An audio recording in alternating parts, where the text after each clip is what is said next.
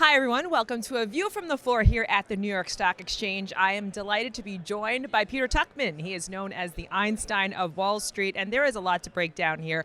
How do you see last week's Fed cuts reshape short-term market sentiment versus long-term investor behavior, Peter? Wow, what a great question. I appreciate that. So look, you know what? I'm harped back to last year when in 2024 we had gone through that massive sell-off that we had in August.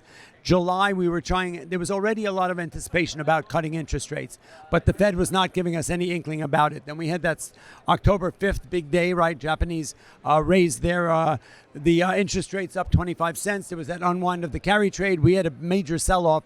That kind of set the stage for a cut, which we did get in September, and it was a 50 basis point cut. It caught everyone off guard. The initial response then was, why would a market respond? So cutting interest rates, when done appropriately, is like pouring gas on the fire, and it has a positive bullish effect on the market. However, if we end up cutting interest rates more than anticipated, people start to wonder, is there something the Fed knows that we don't know? And is the economy softer than anticipated, and should I be worried? That's what ended up happening, because it was a bit of a shock and awe moment. No one anticipated a 50 basis point cut, and the market's initial response was down 1,000.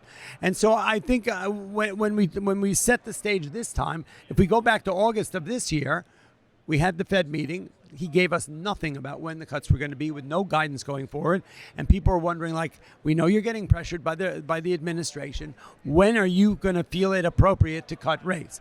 And amazingly enough, 2 days after that Fed meeting on a Wednesday, all of the pieces of the puzzle started coming in.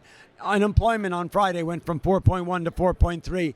GDP sort of rose up and then pulled back. We started to see the impact of tariffs on the consumer, on the economy, on the big corporations, and we started to see the market soften. And over the last 3 weeks, up until this recent meeting, highlighted by Jackson Hole, all of those components necessary for the Fed to make a reasonable decision, not based on pressuring from the administration, but to make a economically data-based decision.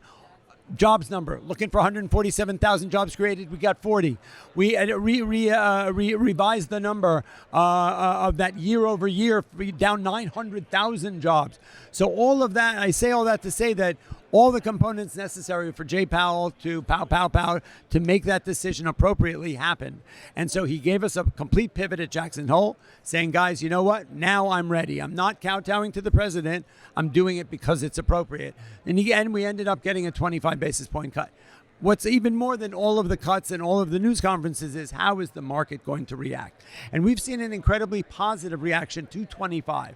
I don't know if 50 would have had a similar reaction as last year, but the 25 seems like the market is that initial day, 2 o'clock on Fed day. We did sell off initially, but by day's end, we were back to even. The follow-through day was a super positive day. We were up 50, 40, 50 handles on the S&P, and we've continued to go higher here, we're on our 28th, 29th record close. The Russell, right, mid-cap, small cap, also hitting a record high, first time in 2.5 years. So we're still seeing a lot of that enthusiasm, somewhat irrational, because, I mean, how long do markets stay at record highs? Well, markets go up until they don't, right? That's what we know about pullbacks and consolidations and crashes. Not that that's what I'm predicting. Do you feel that there's going to be any more cuts in the near future? 100%. So we know that there was one Fed person who was forced through by Mr. Trump quickly. They were calling for a 50 basis point cut. There was Mr. Gunlatch, who's been in the Fed for a long time, called for 5 more cuts by year's end, which is kind of impossible because we only have 2 Fed meetings. I think consensus is 2 more, maybe a 50, maybe a 25, hoping to get about 100 basis point cuts by year end. Seems appropriate with the softening economy, seems like the right thing to do. And it feels like if it's done the right way in tranches, that the market as it is now, I mean, here we're flatlining today. That's insignificant. We had a little bit of a pullback yesterday, but we've been forging forward. The bulls seem to be in charge. Plenty of reason for the market to go higher. What ends up happening historically is when you start a interest rate cutting cycle, that historically that's bullish for the market. And when that happens, I think 9 times out of 10 over these many, many years, the market is trading 16% higher within a year. So all that points to a market that continues to go higher. Well, with lower rates, what sectors, what asset classes do you think you've kept your eyes on, and why?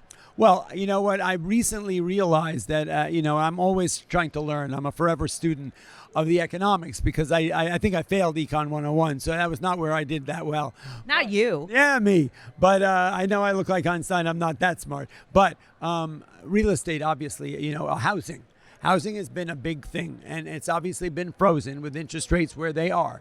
And so I think with a little bit of them getting relief, you're going to start to see a lot of things. Housing starts, right? Resale. So the real estate sector itself, but also housing, building. How many new houses are being built? How many new houses, are being bought and resold? That's going to create jobs. It's amazing if you look inside the nooks and crannies of the housing market. It has such an impact on employment in all different levels, from the guys cutting down the trees to make the wood to build the house, whether it's the aluminum business, whether it's all the construction business, all of that, with the guys who are buying, going to the bodega and buying lunch, all that thing. These are real numbers, real people. And so when that sector surges, you're going to see an effect on employment and whatnot. So obviously we're obviously looking over the next few weeks to key signs, looking at the banking industry, and to see that's been strong. We've had a really good 80% of S&P has beat earnings. We've been able to give guidance going forward because we know that deals are being made globally around tariffs. Tariffs are not going to be the 185. But they're not going to be the 10 or 15. So we're going to meet in the middle. And we are seeing the impact on the Amazons of the world, the Walmarts, the Targets, on who's going to absorb the cost of tariffs and who are going to pass it on to the consumer. So that's kind of what I'm looking at. Peter Tuchman, always great to hear your insight. My pleasure. It's great to be here. And that'll do it for here at Asset TV. I'm Michelle Yu. We'll see you next time.